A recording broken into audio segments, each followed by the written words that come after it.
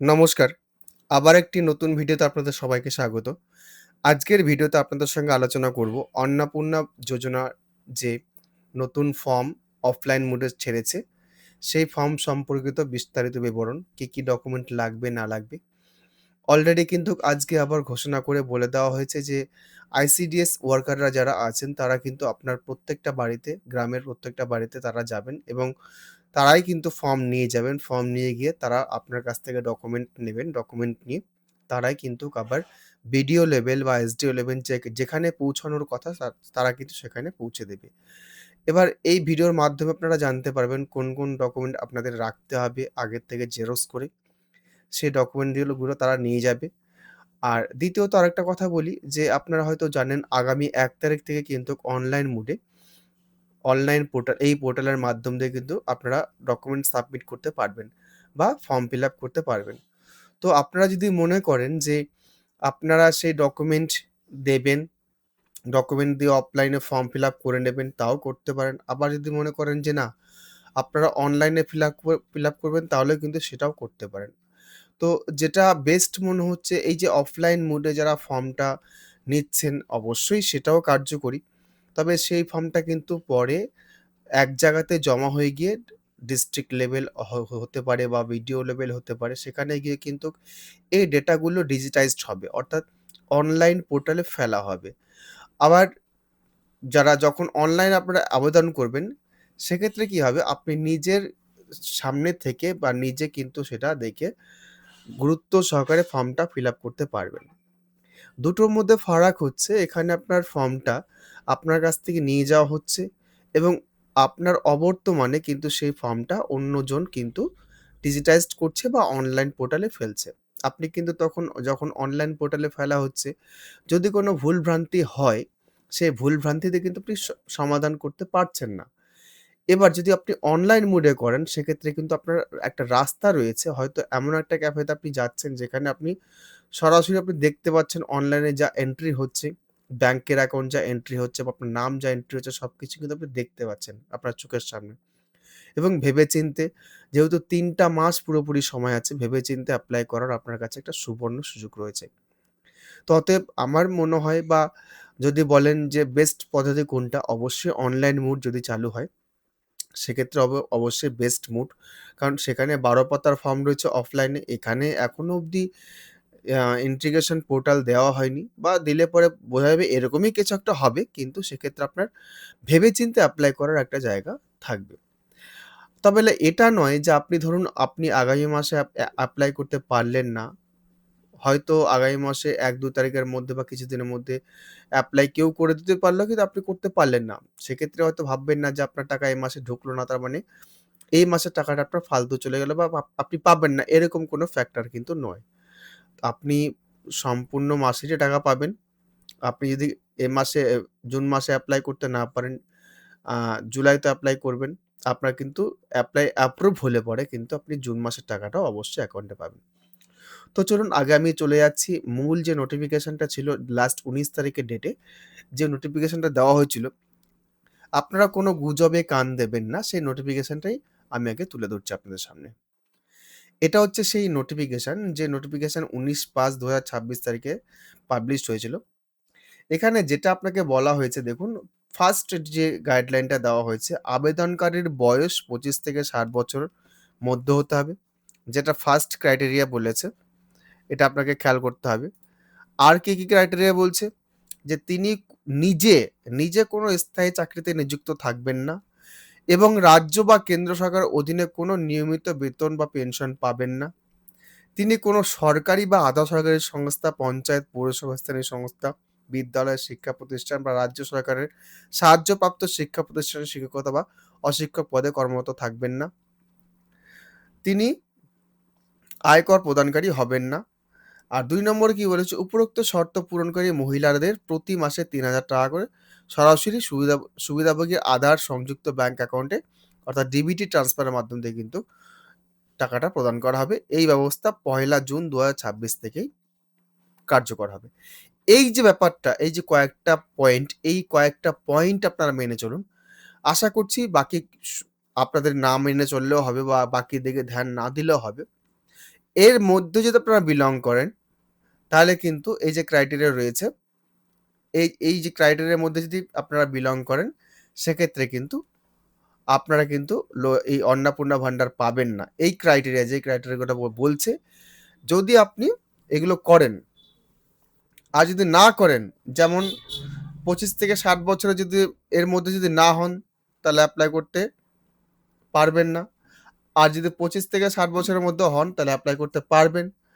আপনি নিজে যদি কোনো চাকরি করেন বা অন্য কোনো যে সংস্থাগুলো এখানে বলা হয়েছে, আপনি যদি নিজে সেটা করেন, তাহলে পাবেন না।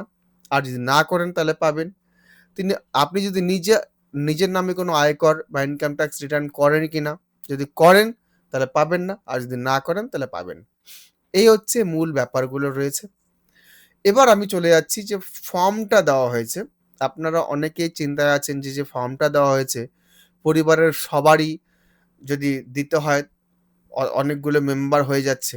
এবার আমি এই যে জায়গাতে আপনাদেরকে ডিটেলসটা তুলে ধরি। এবার এখানে দেখুন, আমি যে জায়গাটা তুলে দিয়েছি, ফর্মের লাস্টের পেজে আপনাদেরকে নিয়ে দেখাচ্ছি। যে জিনিসটা আপনাদের দেখানোর বিষয়, এই যে দ্রষ্টব্যটা দেখুন, এখানে খেয়াল করবেন। পরিবার বলতে এমন একদল ব্যক্তিকে বোঝায় যারা সাধারণত একই সঙ্গে বসবাস করেন এবং একই রান্নাঘর থেকে খাবার গ্রহণ করেন। এই জিনিসটা খেয়াল করবেন। আজকে একটা ফ্যামিলিতে যদি 10-12 জন লোক থাকেন, এরকম ফ্যামিলি খুব যদিও কমই আছে। যদিও বা থেকে থাকেন, সেক্ষেত্রে হয়তো প্রবলেমটা হতে পারে যে একই ফ্যামিলিতে আছে এবং একসঙ্গে খাওয়া-দাওয়া করেন। তো এরকম যদি হয়, সেক্ষেত্রে বলব অবশ্যই অফলাইনটা এভয়েড করে অনলাইনে আবেদন করুন। এবার এর বাইরে, এর অন্যথায় বলতে ধরুন একটা ফ্যামিলিতে 4 থেকে 5 জন মেম্বার আছে, ছেলে-মেয়ে সহকারে, বাবা-মা এবং ছেলে-মেয়েরা মিলে। 3 জন ছেলে-মেয়ে ধরলাম, আর বাবা-মাকে দিয়ে 5 জন হলো। এই সমস্ত ক্ষেত্রে কিন্তু আপনাকে কিন্তু এই ফর্মের মধ্যে দিয়ে কিন্তু আবেদন করতে পারেন। এবার বাবা-মার মধ্যে যদি বাবা নিশ্চয়ই হেড অফ দ্য ফ্যামিলি হবেন। মায়ের নামে বাবা যদি কোনো জব করেও থাকেন, সেক্ষেত্রে কিন্তু হেড অফ দ্য ফ্যামিলির যে হবেন, তার ক্ষেত্রে তার নিজস্ব ব্যাপার। কিন্তু তার যে স্ত্রী যদি অন্নপূর্ণা ভান্ডারে আবেদন করেন, সেক্ষেত্রে কিন্তু তিনি যদি এই সমস্ত যে ক্রাইটেরিয়া আমি বললাম, তার মধ্যে যদি বিলং না করেন, সেক্ষেত্রে কিন্তু আপনি অন্নপূর্ণা ভান্ডারের জন্য অবশ্যই অ্যাপ্লিকেবল। আপনি নিজে কিন্তু ওগুলো যদি না করেন, যেমন 25 থেকে 60 বছরের মধ্যে যদি থাকেন, অথবা নিজে যদি জব না করেন, সেক্ষেত্রে কিন্তু সেই অ্যাপ্লিকেশনের আওতায় আপনি পড়ছেন। তো এই পরিবার বলতে এই যে জায়গাটা ভালো করে বোঝানো হয়েছে যে পরিবার বড় হলে পরে সেটা অন্য ব্যতিক্রম ব্যাপার। কিন্তু পরিবার বলতে এই ধরুন মেইন সদস্য, HOF, head of the family যিনি আছেন, তার সঙ্গে আরো 5 জনের নাম এখানে এন্ট্রি করার জায়গা রয়েছে। সেই হিসেবে দেখবেন আপনাদের ফ্যামিলি যদি ছোট, ছোট ফ্যামিলি কাট অফ করে দেওয়া হয়, ছোট, ছোট করে দেওয়া হয়, সেক্ষেত্রে আপনার এই ফর্মটা ফিল আপের যোগ্য আপনারা আছেন। এবার আমি আগেই বললাম, আপনারা চাইলে পরে কিন্তু আপনারা অনলাইনেও এই ফর্মটা ফিল আপ করতে পারেন। এবার আসছি যে এই ডকুমেন্টটা জমা কোথায় দেবেন? জমা হচ্ছে ICDS মেম্বাররা প্রত্যেকে আপনার বাড়িতে, বাড়িতে যাবে। তারাই ফর্ম নিয়ে যাবে এবং আপনার কাছ থেকে ডকুমেন্ট জমা নেবে। এবার আসুন সেই ডকুমেন্ট কি, কি লাগতে পারে তার একটা আমরা যে এই ফর্মটা অনুধাবন করেছি বা বারবার চেক করেছি কি, কি লাগতে পারে, সেই নিয়ে যে লিস্টটা তৈরি হয়েছে বা কয়েকটা জায়গাতে আমরা যেটা দেখতে পেয়েছি, তার থেকে আমরা সেটা তুলে ধরছি। প্রথমেই বলি রেশন কার্ড। এটা হচ্ছে পরিবারের যে কজন মেম্বার থাকবেন সবারই রেশন কার্ড।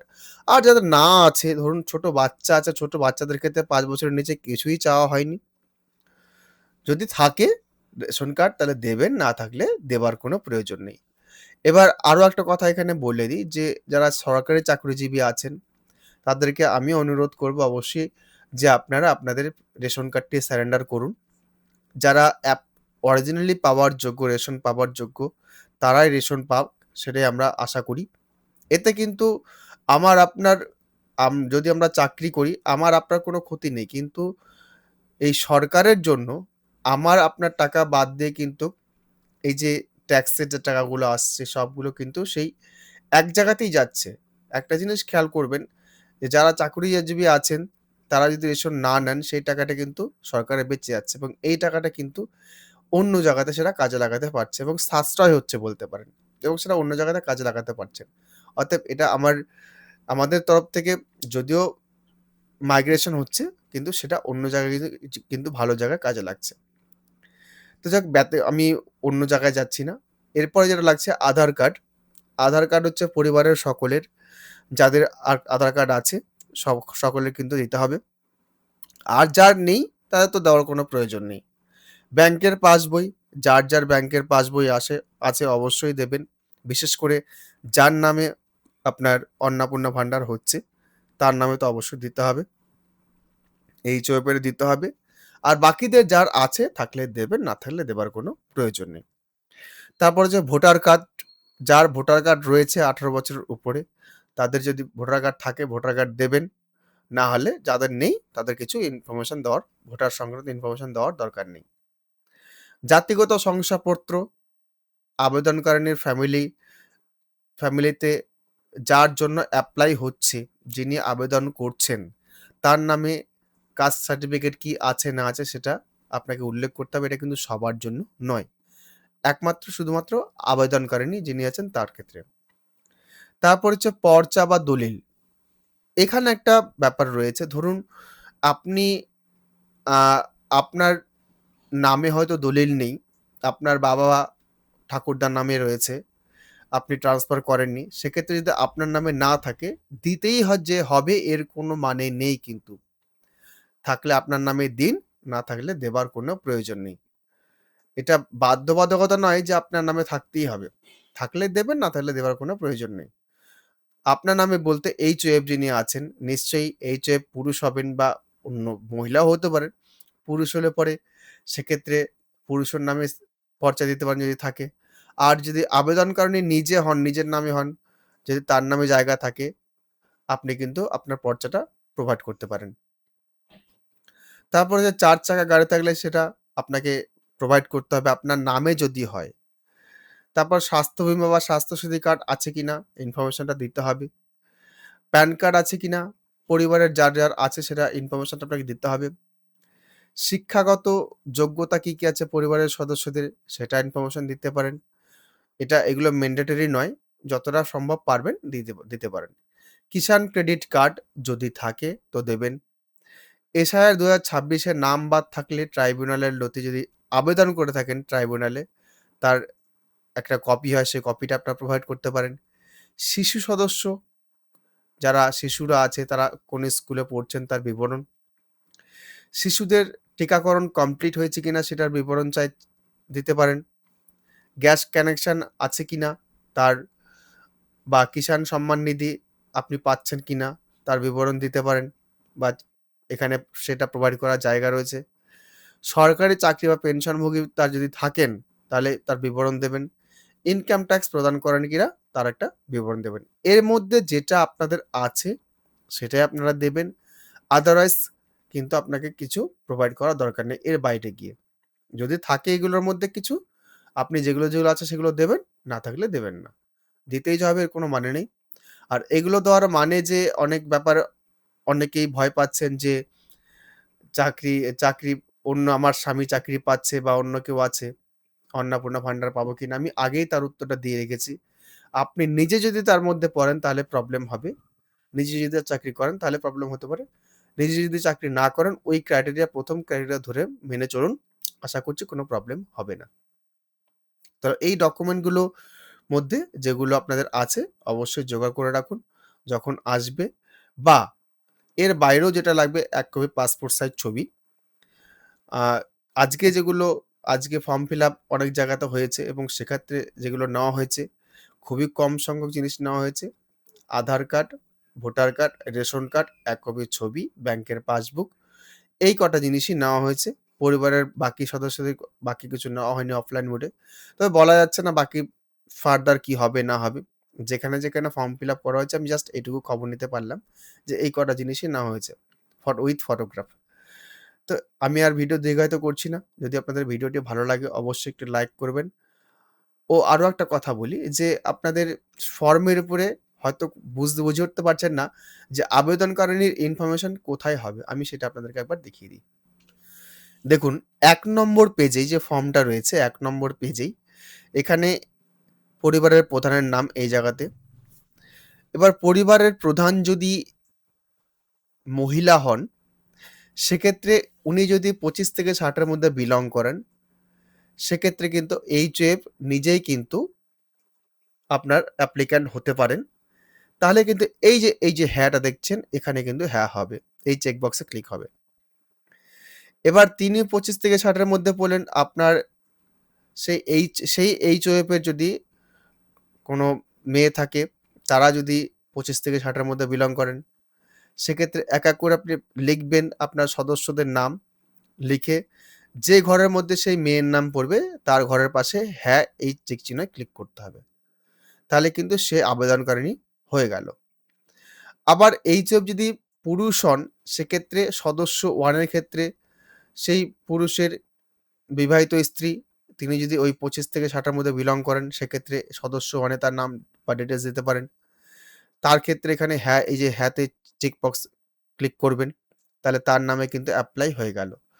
তো এখানে ডিটেইলসগুলো আপনাকে ফিল আপ করতে হবে। আবার আপনার মেয়ে যদি এই লিস্টের আন্ডারে থাকেন, ২৫ থেকে ৬০ এর মধ্যে থাকেন, এখানে তাদের সদস্যদের ইনফরমেশনটা দিয়ে তার এই যে ডান দিকে হ্যাঁ লেখাটা লেখা আছে, এখানে চেক বক্সে ক্লিক করবেন। যদিও আপনাদের সম্পূর্ণভাবে গাইডেন্স দেবেন, যে ICDS ওয়ার্কার রয়েছেন, তারা কিন্তু গাইডেন্স দেবেন। তা এই হচ্ছে ব্যাপার। আর এরপরেও তো অন্নপূর্ণা ভান্ডার শুরু অনলাইনে হয়ে যাবে। তখন অনলাইনে আপনারা করতে পারবেন। আমি ভিডিও দীর্ঘায়িত করছি না। ভিডিওটা এখানেই শেষ করছি। ধন্যবাদ।